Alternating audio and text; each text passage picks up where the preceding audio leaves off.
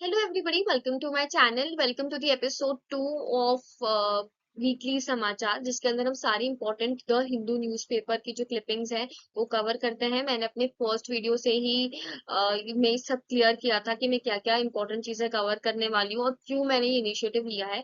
तो ये मेरी इस इनिशिएटिव का सेकंड वीडियो ही है। तो अगर तुम्हें कुछ भी लगे कि हाँ ये चीजें मुझे कवर करनी चाहिए या इम्प्रूवमेंट का स्कोप है या कुछ भी और भी रेलेवेंट अगर कोई बात है, तुम कमेंट सेक्शन में जरूर बता सकते हो। तो ये जो हमारा वीडियो है वो 29 ऑफ सितंबर से लेकर 5 ऑफ अक्टूबर तक सारी जो न्यूज़पेपर में द हिंदू न्यूज़पेपर के अंदर इंपॉर्टेंट न्यूज आई है उसे कवर करेगा। ठीक है, मैं सिर्फ द हिंदू न्यूज़पेपर की ही न्यूज कवर करवाऊंगी। तो उस बात का ध्यान रखना कि हम लोग क्या एग्जैक्टली चीज कर रहे हैं। ठीक है, तो जिसने भी न्यूज़पेपर नहीं पढ़ा है पिछले हफ्ते, उसके लिए ये एक बहुत ही मतलब होता है ना यूजफुल चीज हो जाएगी, क्योंकि अगर तुमने न्यूज़पेपर नहीं भी पढ़ा है तो एक वीडियो देख के तुम सारे जो है वो अपना बैकलॉग वो कवर अप कर सकते हो। ठीक है, तो चलो स्टार्ट करते हैं। तो very first news is Pakistan PM's criticism और ट्रैवेस्टी सेज इंडियन यूएन। तो अभी जो है शहबाज शरीफ जो प्राइम मिनिस्टर है पाकिस्तान के, उन्होंने एक स्टेटमेंट दिया था कि जो पैलेस्टीन की सिचुएशन है वो इंडिया में वही हो रहा है कश्मीर में, जो इंडिया कर रहा है कश्मीर के साथ, that is similar to what Israel is doing in Palestine.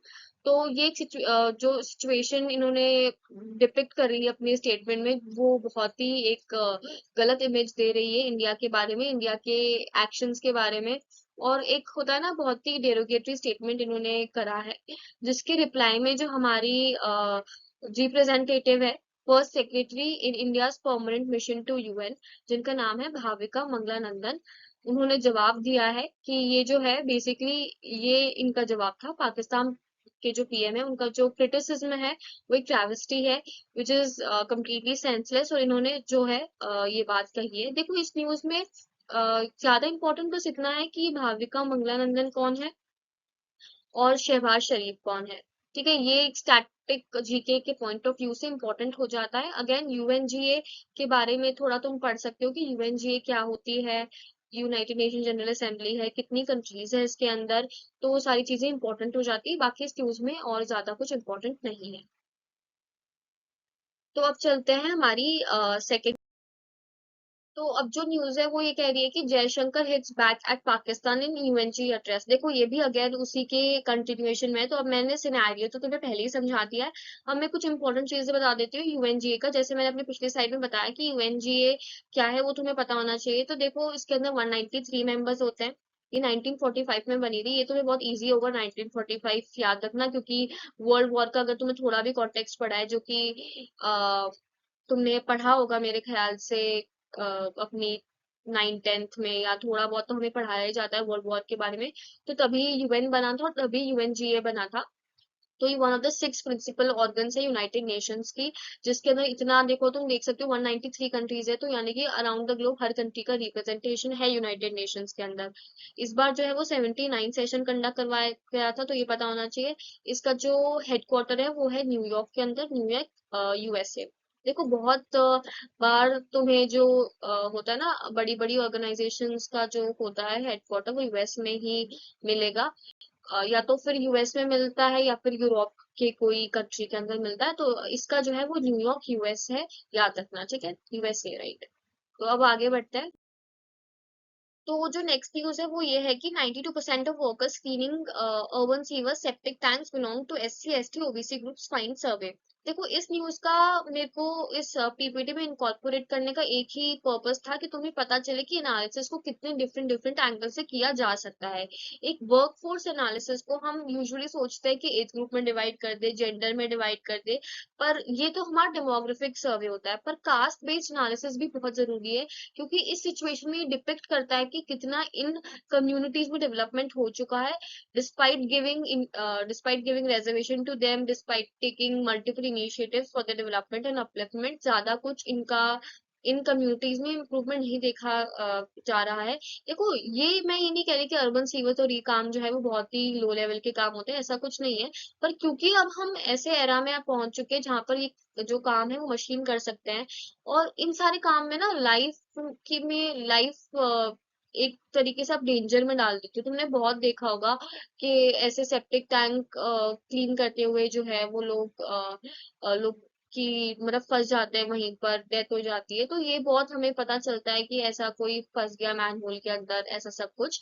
तो इसीलिए बहुत जरूरी है कि इन सारे टास्क को हम रिप्लेस करें, मतलब ह्यूमंस करें ही ना, और इन वाले ग्रुप से भी ना करें, क्योंकि अगर हम उसको रिप्लेस ही कर देंगे ना मशीन से, तो ये वो रहेगा ही नहीं कि कौन सी कम्युनिटी के लोग कर रहे हैं। तो इट्स बेटर कि हम इन सारी जो टास्क को, जो कि लाइफ डेंजरिंग कह सकते हो एक तरीके से जॉब्स होती है, उसको हम जो है बिल्कुल ही रिप्लेस कर दे मशीन्स के साथ। तो ये एक डेवलपमेंट को ही दिखाता है कि, और इनके स्टेटस को दिखाता है कि इन सारी कम्युनिटीज के अंदर कितना अपलिफ्टमेंट हो रखा है। तो बस यही है कि तुम्हें ये भी एंगल पता चले चीजों का। इसके अंदर ये भी लिखा हुआ है कि ये क्या क्या जो है हमारे एम्पावरमेंट के इनिशिएटिव्स ले रखे हैं, तुम चाहो तो तुम पढ़ सकते हो। बाकी आई डोंट थिंक इसके अंदर कुछ ज्यादा स्टैटिक जीके या करंट अफेयर से कुछ ज्यादा बनता है, बट हाँ एक डेफिनेटली एक व्यू पॉइंट तुम्हें मिलेगा इस न्यूज को पढ़ने के बाद। अब आगे बढ़ते हैं। Mad doctrine, any threat of use of nuclear weapons must be viewed seriously. देखो अब इसके तो थोड़ा सा मैं पढ़ के बता देती हूँ कि Russian president Vladimir Putin revision of Russia's nuclear doctrine announce last week is a worrying increase in the war. देखो उन्होंने कुछ अनाउंस किया है, क्या अनाउंस करा है वो इतना सा ही है कि भाई अगर कोई एक ऐसी कंट्री, जैसे तो थोड़ा मैं पढ़ के बता देती हूँ कि it would once have been considered unthinkable, चलो ठीक है,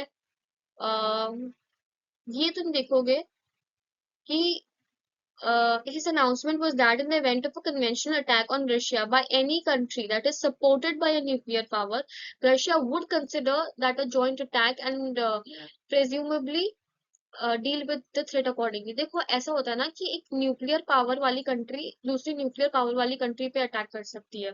मतलब अगर आप न्यूक्लियर वेपन्स किसी कंट्री पे डाल रहे हो, तो ये है कि वो सामने वाली भी जो है वो न्यूक्लियर वेपन वाली होगी। पर इस सिचुएशन में ये कर रहे हैं कि अगर कोई ऐसी कंट्री जिसके पास न्यूक्लियर वेपन्स नहीं है, तो एक तरीके से तो आप नहीं डाल सकते हो ना उसके ऊपर न्यूक्लियर वेपन्स। पर अगर वो कंट्री किसी ऐसी कंट्री का उसको सपोर्ट मिला हुआ है जिसके पास न्यूक्लियर वेपन्स है, तो रशिया को अकॉर्डिंग वो मानेगा कि भाई इसके पास भी न्यूक्लियर वेपन्स है। फॉर एग्जांपल ए के पास है, ए बी सी मान लेते हैं, और ए बोल रहा है, ए कह रहा है कि भाई हम तो मानेंगे कि बी के पास भी न्यूक्लियर वेपन्स है अगर सी बी को सपोर्ट कर रहा है। तो ये एक चीज है कि भाई हम तो जॉइंट अटैक मानेंगे, हम ये नहीं सोचेंगे कि वो तुम्हारे पास है या नहीं, बस तुम्हारा जो फ्रेंड है जो तुम्हें सपोर्ट कर रहा है उसके पास अगर है तो हम उस अटैक को न्यूक्लियर अटैक ही मानेंगे, और हमारे पास एक जस्टिफाइबल रीजन होगा न्यूक्लियर अटैक्स को यूज करने का वॉर के अंदर। तो देखो मैं थोड़ा आइडेंटिफाई कर देती हूँ, find A B and C. It's not a maths question definitely, but मैं बता देती हूँ, A is Russia, B is Ukraine, और सी इज डेफिनेटली यूएसए। ठीक है, यूएसए सपोर्ट कर रहा है आपके यूक्रेन को, और रशिया बोल रहा है कि भाई तुम मुझे हल्के में मत लो, तुम्हें क्या लगता है कि तुम इसको वॉर सारे वॉर वाले वेपन्स वगैरह दे दोगे और मैं ऐसे ही बैठे रहूंगा, तो इसलिए इसने ऐसा स्टेटमेंट पास किया है। देखो न्यूक्लियर वेपन्स की धमकाने की जो आदत है रशिया की वो बहुत पहले से चली आ रही है। ये बहुत इस बात का करते हैं कि भाई हमारे पास न्यूक्लियर वेपन्स है, हमारे पास बहुत चीजों का कंट्रोल है। देखो एक न्यूक्लियर वेपन वाली कंट्री होने का मतलब है आप बहुत रिस्पॉन्सिबल कंट्री हो, पर जो हमारी करंट न्यूक्लियर पावर जिनके पास है वो इतनी रिस्पॉन्सिबल कंट्रीज है नहीं। इसका जीता जागता एग्जाम्पल है Russia. So that was the crux of this news. अब आगे बढ़ते हैं। Why are law students at RGNUL protesting. देखो this is Rajiv Gandhi National University of Law. देखो इस यूनिवर्सिटी से मुझे वैसे ऑफर आया था एडमिशन के लिए, बट मैंने मना कर दिया। चलो दैट इज समथिंग एल्स जिस पे हम बाद में बात करेंगे। पर अभी ये न्यूज ये है कि भाई ये जो वाइस चांसलर प्रोफेसर है जयशंकर सिंह, इन्होंने थोड़ा सा मिसबिहेव करा। थोड़ा सा आई डोंट नो कितना मिसबिहेव किया, बट इन्होंने डेफिनेटली मिसबिहेव करा है गर्ल्स हॉस्टल में। उनके कपड़ों पे कमेंट्स करना, उनके बिहेवियर पे कमेंट करना, तो इन्होंने ये चीजें करी है जिस पर जो है लॉ स्टूडेंट जो है इस यूनिवर्सिटी में प्रोटेस्ट कर रहे हैं। ये एक छोटी सी न्यूज थी, पर ये है कि अब तुम देख सकते हो कि आरजी कर मेडिकल कॉलेज में क्या हुआ है। और अब ऐसी चीजें देखना एजुकेशनल इंस्टीट्यूट्स में बहुत ही ज्यादा हर्टिंग है, और ऐसी चीजें नहीं होनी चाहिए। ये तुम्हें अवेयरनेस में लाने के लिए मैंने ये न्यूज जो है वो इनकॉर्पोरेट करी थी इस स्लाइड में। आगे बढ़ते हैं। 17 Tamil Nadu fisherman held by Sri Lankan navy. देखो ये बहुत कॉमन तुम देखोगे, अगर तुम फॉलो करोगे ना न्यूज़पेपर, तुम्हें पता चलेगा कितना कॉमन बात है ये श्रीलंकन नेवी के लिए, हमारे जो तमिलनाडु के जो फिशरमैन है उनको कैप्चर करना है। क्योंकि क्या होता है ना कि जो ये फिशरमैन है ये लोग सेल करते हैं वाटर्स के अंदर, और इन्हें नहीं पता चलता कि कब हमारे इंडिया के जो टेरिटोरियल वाटर्स है वो खत्म हो चुके हैं और हम कब श्रीलंकन वाटर्स में एंटर कर चुके हैं। ठीक है, तो ये एक प्रॉब्लम जो है वो उन्हें बहुत मतलब होता है ना, प्रॉब्लम क्रिएट कर देती है। और हमेशा ऐसा हो जाता है कि श्रीलंका नेवी जो है वो कर देती है, बट देन फिर कभी कभी तो क्या होता है कि एक हो जाता है, कोई डील साइन हो जाती है एंड फिर वो फिशरमैन वापस आ जाते हैं, और कभी कभी वो फिशरमैन आते ही नहीं है कभी। सो ये बहुत ही डिसअपॉइंटिंग बात है। कोई मैकेनिज्म होना चाहिए। देखो एक चीज ऐसी भी थी कि तुम्हें थोड़ा सा, ये पहले की बात है, जब इंदिरा गांधी गवर्नमेंट की बात है, उन्होंने एक्चुअल में क्या किया था ना कि एक आइलैंड है श्रीलंका और तमिलनाडु के मतलब जैसे बहुत पास पास में है। तो तमिलनाडु का एक आइलैंड था जिसका नाम था कच्चातीवू आइलैंड। तो वो कच्चातीवू आइलैंड जो था वो श्रीलंका का नहीं था, वो इंडिया का था, तमिलनाडु का था। But as a gift Indira Gandhi ने वो आइलैंड जो है वो श्रीलंका को दे दिया था, एंड वो चीजें साइन वाइन हो गई थी। तो अब अगर हम बात करें तो लीगली वो आइलैंड जो है वो श्रीलंका का है, तमिलनाडु का नहीं है। बट तमिलनाडु वाले जो है वो सोचते हैं कि ये हमारा कल्चरल हेरिटेज और इस पर जो है वो हमारा राइट है, इसलिए वो बार बार उस आइलैंड की तरफ जाते हैं। एंड उन्हें नहीं पता चलता कब उन्होंने जो इंटरनेशनल वाटर की जो ट्रीटी है वो ब्रीच कर दिया है। So that was all about this news. Mithun Chakraborty to get Dada Saheb Phalke award. तो ये भी इम्पोर्टेंट न्यूज है कि ये दादा साहेब फाल्के अवार्ड जो माना जाता है कि फिल्म इंडस्ट्री का सबसे बड़ा अवार्ड है, किस एक्टर को मिला है। तो ये इस बार का जो 70th अवार्ड है, 70th national film award ceremony जो अक्टूबर 8 को कंडक्ट करवाने जाने वाली है, वो मिथुन चक्रवर्ती को मिला है। तो अब क्वेश्चन ये है कि कब ये स्टार्ट हुआ था। तो देखो ये 1969 में स्टार्ट हुआ था, ये इम्पोर्टेंट चीज है। और दादा साहिब फाल्के अवार्ड है तो इनका भी पता होना चाहिए कि ये कौन थे। तो ये फर्स्ट इनकी जो, ये कहते हैं इनको father of Indian film industry, और इनका जो पहली इन्होंने जो फिल्म बनाई थी उसका नाम था राजा हरिश्चंद्र। तो ये कुछ इंपॉर्टेंट बातें हैं जो पता होनी चाहिए कि ये फर्स्ट फिल्म थी। इसके लिए इनका जो नाम इन्होंने ही बनाई थी, डायरेक्टर प्रोड्यूसर थे ये। तो इसलिए जो है ये अवार्ड का नाम दादा साहेब फाल्के अवार्ड रख दिया गया है। ठीक है, तो और ये भी इम्पोर्टेंट चीज है कि फर्स्ट अवार्ड जो है वो किसे मिला था। तो जो फर्स्ट अवार्ड था वो देविका रानी को मिला था, ये भी तुम याद रख सकते हो। देखो इनमें से है ना, ज्यादा कुछ याद रहे ना रहे, मोस्ट रिसेंट याद रहना चाहिए, और दादा साहेब फाल्के कौन है वो पता होना चाहिए। ठीक है, तो ये था इस न्यूज के बारे में। अब आगे बढ़ते हैं। Biden approves $567 million in defence assistance for Taiwan. तो देखो ये दो न्यूज है वो तुम साथ में पढ़ो। ठीक है, in National Day speech China Xi calls for Taiwan reunification. तो अब जो है एक प्रॉब्लम है चाइना के साथ, इसको हर कंट्री या हर कंट्री की हर टेरिटरी को अपना बनाना होता है। इसे ये बिलीव करता है कि ये जो है अपना ड्रैगन वाला जो नेचर है वो अपना प्रमोट करे और सारी कंट्रीज को अपनी चपेट में ले ले और अपने ट्रैप में फंसा दे। तो ये ताइवान के साथ भी यही कर रहा है जो ये अरुणाचल प्रदेश के साथ करना चाह रहा है। अभी हमने रिसेंटली देखा था कि कैसे इसने पीक पे, जब हमने किसी दलाई लामा को रीनेम कर दिया था उस पीक पे जो कि अरुणाचल प्रदेश में लोकेटेड है, उस पर इन्होंने कैसे एक रकस क्रिएट करा था। और सेम चीज ये ताइवान के साथ भी कर रहे हैं, बट ताइवान के साथ बहुत अग्रेसिव हो गए हैं ये, ओपनली बोलते हैं ये। नेशनल डे स्पीच के तुम देख सकते हो, नेशनल डे स्पीच में बोला तो बहुत बड़ी बात है किसी कंट्री को किसी दूसरी कंट्री के अक्वायर करने पर इतना ओपनली बोलना, और इतना इलीगल है जबकि ये चीज, कोई चीज अगर आप इलीगल को बहुत चिल्ला चिल्ला के बोलते हो ना, तो एक पॉइंट के बाद लगता है कि यार ऐसा हो रहा है या ऐसा सच तो नहीं है कहीं। तो ये एक इम्पोर्टेंट चीज है। तो अब इस चीज से ताइवान को बचाने के लिए, चाइनीज एक तरीके से कह सकते हो चाइनीज अग्रेशन और एक्विजिशन के खतरे से बचाने के लिए, बाइडेन ने, जो कि हमारे यूएस के प्रेसिडेंट है, उन्होंने अप्रूव कराई इतना एड जो कि वो ताइवान को देंगे अपने डिफेंस को अच्छा करने के लिए, ताकि वो चाइना को फेस कर सके। तो देखो बेटा, चाइना जिस भी कंट्री के अगेंस्ट आएगा, यूएसए जो है वो उस कंट्री को सपोर्ट करेगा, ये तो तुम दिमाग में बैठा ही लो। तो अगर एक कंट्री जो है वो चाइना को सपोर्ट कर रही है, सॉरी चाइना एक कंट्री को सपोर्ट कर रही है, तो जो है हमारा यूएसए उसके अगेंस्ट ही रहने वाला है। पर ये भी देखो, ये भी चीज है कि चाइना की अग्रेसिव पॉलिसी के अगेंस्ट किसी ना किसी डेवलप्ड कंट्री को तो ताइवान के सपोर्ट में आना ही पड़ेगा ना, तभी तो एक तरीके से इक्वल फुटिंग पर जो है वॉर या फिर कन्फ्रंटेशन हो पाएगा। तो एक इम्पोर्टेंट चीज है अगेन। तो एक पॉलिटिकल एजेंडा से ज्यादा एक डेमोक्रेसी पर खतरे को बचाने के लिए मुझे लगता है यूएसए एक स्टैंड ले रहा है, जो आई थिंक सही भी है उसकी जगह। अब आगे बढ़ते हैं। Rwanda confirms 8 deaths from Ebola like Marburg virus. तो रवांडा ही कंट्री है तो वो पता होना चाहिए। कि गाली उसकी जो है वो कैपिटल है, ये ध्यान में रख सकते हो। और रवांडा जो है बेसिकली एक अफ्रीकन कंट्री है।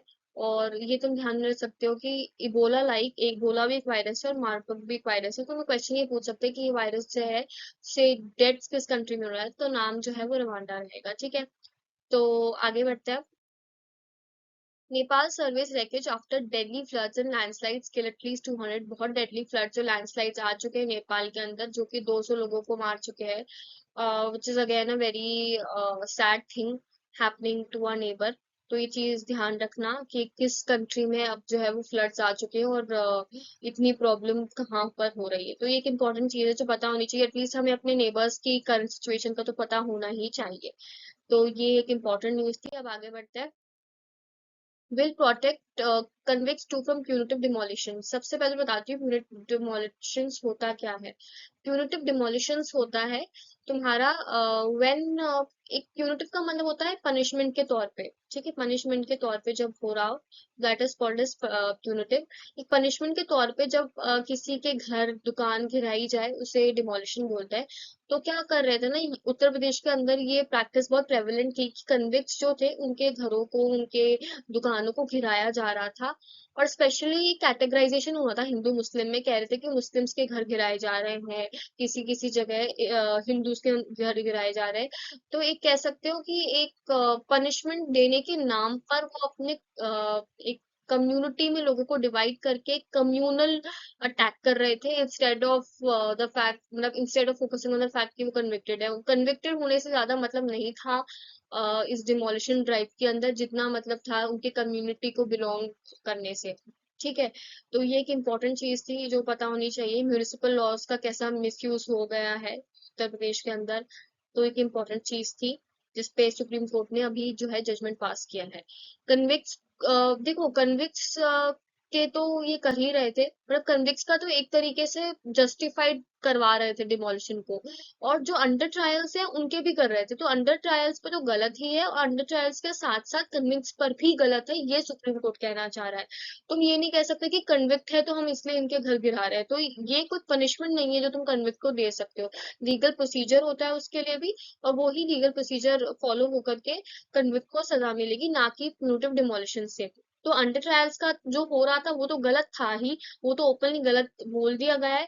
पर अब सुप्रीम कोर्ट बोल रहा है कि अंडर ट्रायल्स के अलावा कन्विक्ट्स भी इस चीज के जो है वो प्रे नहीं होने चाहिए, इस चीज का उनको भी मतलब होता है ना फायदा मिलना चाहिए कि ऐसी सेम चीज उनके साथ अनफेयर ट्रीटमेंट ना हो। ठीक है, अब आगे बढ़ते हैं।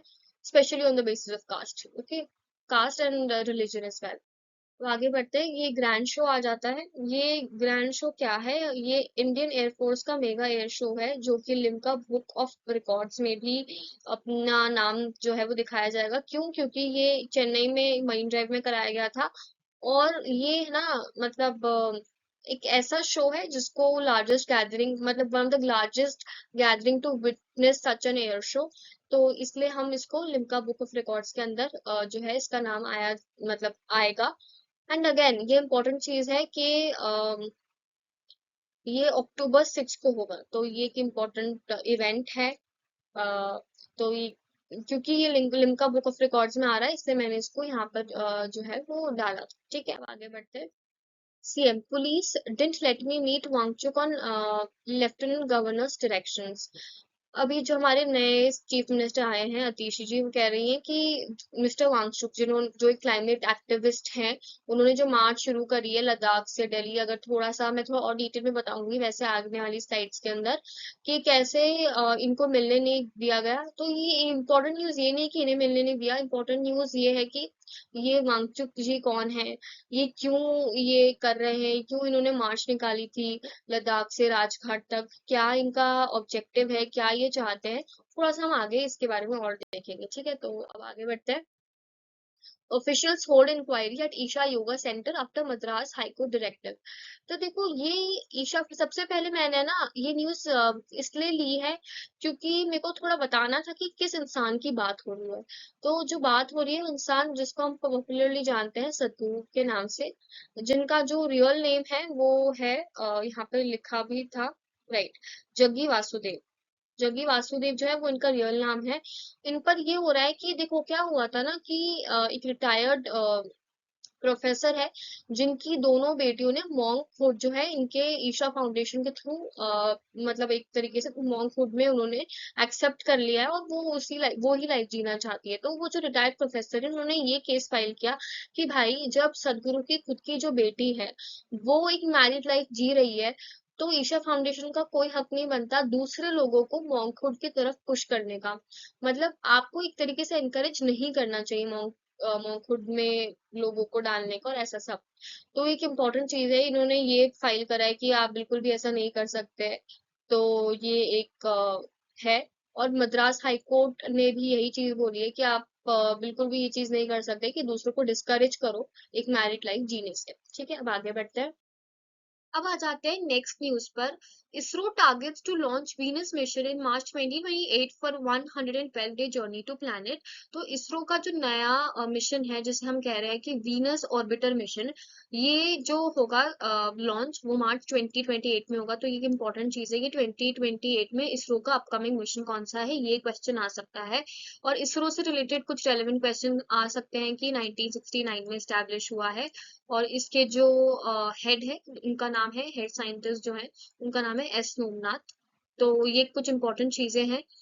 तुम देख सकते हो 1969 में, अभी हमने पिछली वाली स्लाइड में भी देखा था कि दादा साहेब फाल्के अवार्ड भी इसी ईयर में स्टार्ट हुआ था। तुम अगर तुम साथ में रिमेम्बर करना चाहो तो कर सकते हो, ठीक है।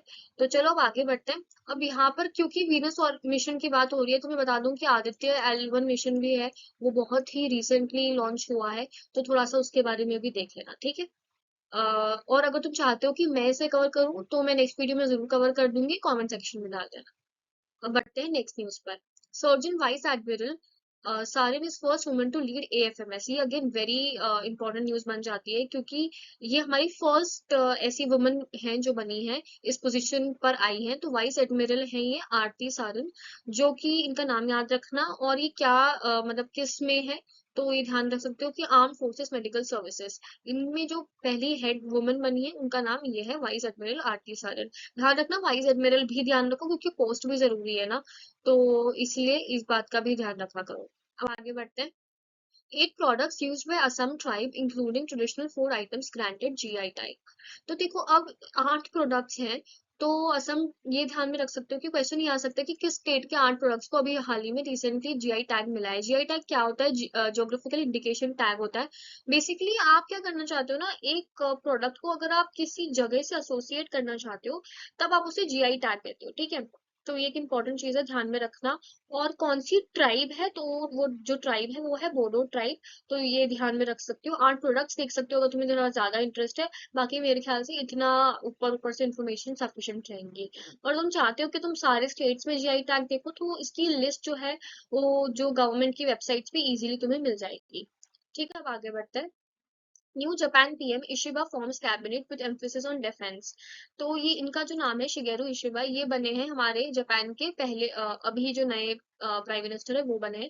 तुमने अभी, मैंने जो लास्ट मेरी वीकली अपडेट वाले वीडियो में बताया था कि क्वाड की समिट हुई थी, पर उसके अंदर ये जो प्राइम मिनिस्टर है उन्होंने नहीं अटेंड करी थी। जो प्रीवियस प्राइम मिनिस्टर थे, former prime minister Fumio Kishida ने वो अटेंड करी थी। पर अब ध्यान में रखना कि तब मैंने बताया था कि जापान का प्राइम मिनिस्टर फ्यूमियो किशिदा है, बट अब क्योंकि चेंज हो गए, तो ये ध्यान रखना कि जो शिगेरू इशिबा है अब वो पोस्ट पे आ चुके हैं, और यही जो है वो ध्यान रखेंगे अब जापान में एडमिनिस्ट्रेशन का। ठीक है, अब आगे बढ़ते हैं। Caste bias, segregation in prisons violate dignity. Central state jail manuals and laws must be revised within 3 months, rules the bench headed by CJI. It says distribution of work on the basis of caste amounts untouchability. देखो क्या इनके manuals वगैरह में था कि cast के हिसाब से काम को डिवाइड करा गया था, जो कि अगेन बहुत ही ज्यादा बुरी बात है। और ये बहुत सरप्राइजिंग है, अभी भी हम के जेल मैनुअल्स और वगैरह में ऐसी चीजें फॉलो करते हैं, तो प्रिजनर्स को भी एटलीस्ट कास्ट बायस या कास्ट के बेसिस पे सेग्रीगेशन फेस करने का उन्हें उनको भी ये सब चीजें नहीं फेस करनी चाहिए। तो इसीलिए सुप्रीम कोर्ट ने एक डिसीजन लिया है कि 3 महीने में आप जो है ये सारी चीजें रिवाइज करो, बिकॉज इट्स हाई टाइम। और अभी ये बिल्कुल भी सस्टेनेबल नहीं है ये प्रैक्टिस, ठीक है। अब मैं बता दूं कि सीजीआई कौन है हमारे, वो है डीवाई चंद्रचूड़। इनका नाम बहुत इंपॉर्टेंट है, याद रखना। ये ऑलमोस्ट सारे मेजर जो भी रूलिंग्स आती है उनके अंदर इनका नाम होता ही है, क्योंकि ऑफ कोर्स ये सीजीआई है, चीफ जस्टिस ऑफ इंडिया है। तो अगेन ये चीज बहुत ज्यादा इंपॉर्टेंट है, ध्यान में रखो।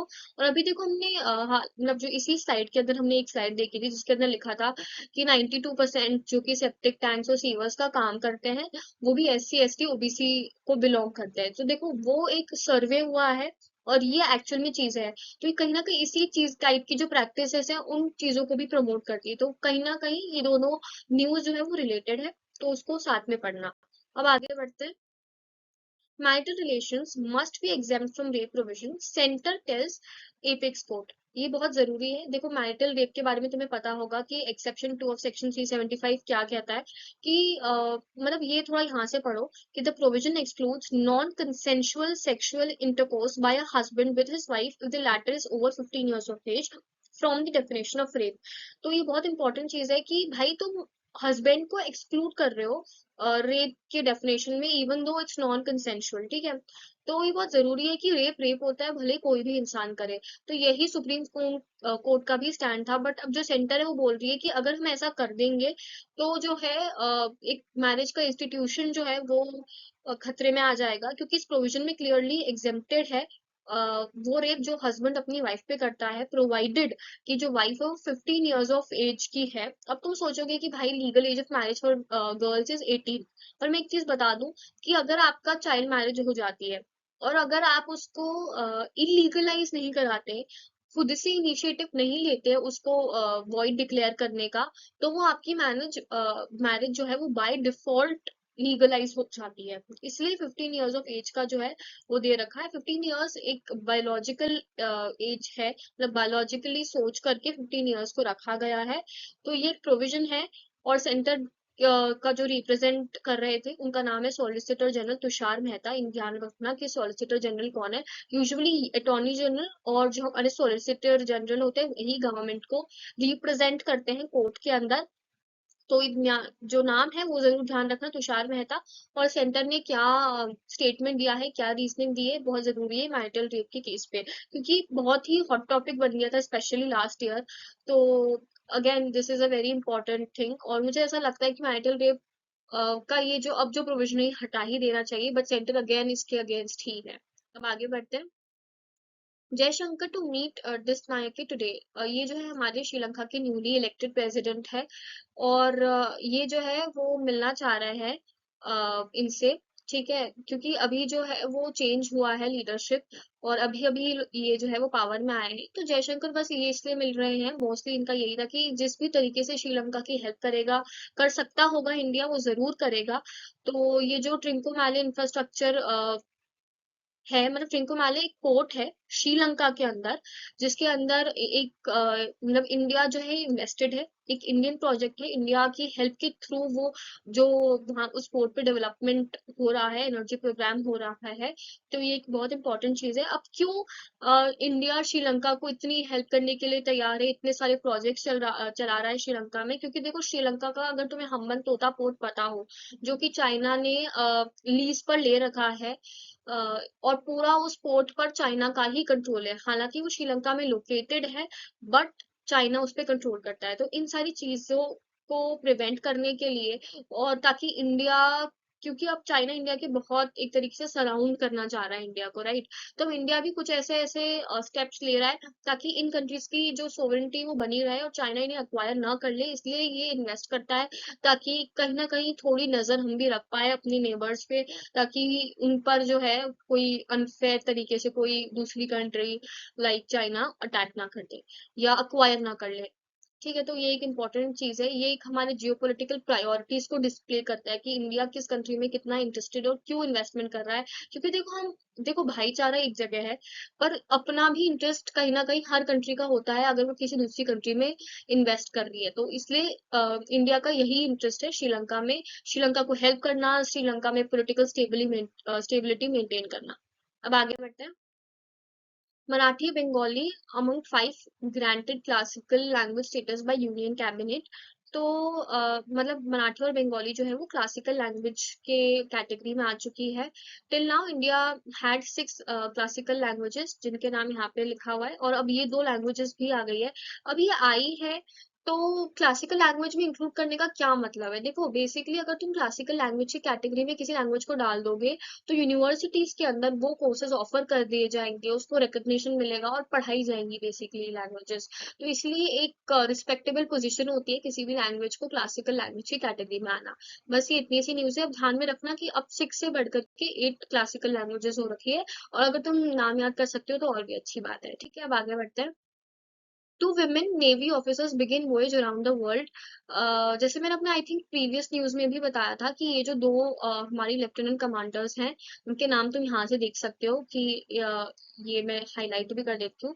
तो ये जो दोनों हैं वो हमारा एक इनिशिएटिव के अंडर जिसका नाम है सागर परिक्रमा, यहाँ पे भी तुम देख सकते हो नाविका सागर परिक्रमा, इसके अंदर 2 ये विमेन नेवी ऑफिसर्स जो है पूरे वर्ल्ड का वॉयज करेंगी। और कौन सी बोट में करेंगी वो भी ध्यान रखना, 56 foot boat Tarangini covering to 23,000 nautical miles. तो इसके अंदर क्या क्या इंपॉर्टेंट है कि कौन 2 लेफ्टिनेंट कमांडेंट है जो कर रही है, ये एक चीज इंपॉर्टेंट हो गई।